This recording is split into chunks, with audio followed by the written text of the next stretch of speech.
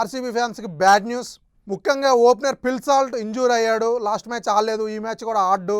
తను టీంతో ట్రావెల్ చేయట్లేదు.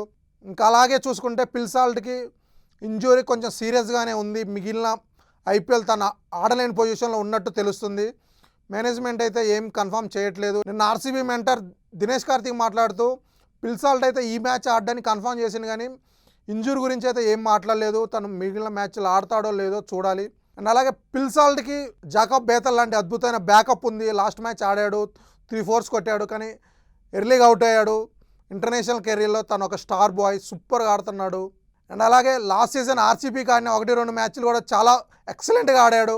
సిఎస్కే మీద అయితే 60+ రన్స్ కొట్టాడు. సో ఫిల్ సాల్ట్ లేకపోయినా బేతల్ ఉన్నాడు కాబట్టి వాళ్ళకి పెద్ద ఇబ్బంది లేదు. అండ్ ఈ టీంని ఎక్కువ ఇబ్బంది పెడుతుంది మాత్రానికి జితేష్ శర్మ అండ్ రొమారియో సిఫాడియో. వాళ్ళు వరుసగా ఫెయిల్ అవుతున్నారు. రొమారియో అయితే బ్యాటింగ్లో బౌలింగ్లో రెండిట్లో ఫెయిల్ అవుతున్నాడు. రొమారియోని పక్కన పెట్టి వెంకటేష్ అయ్యర్ని ఆడించాలని ఫ్యాన్స్ అంతా కోరుకుంటున్నారు. ఎందుకంటే వెంకటేష్ అయ్యర్ అద్భుతంగా ఆడగలడు, తను బౌలింగ్ వేయగలడు. బ్యాటింగ్లో చూసుకుంటే తను ఏ పొజిషన్లో అయినా ఆడగలడు.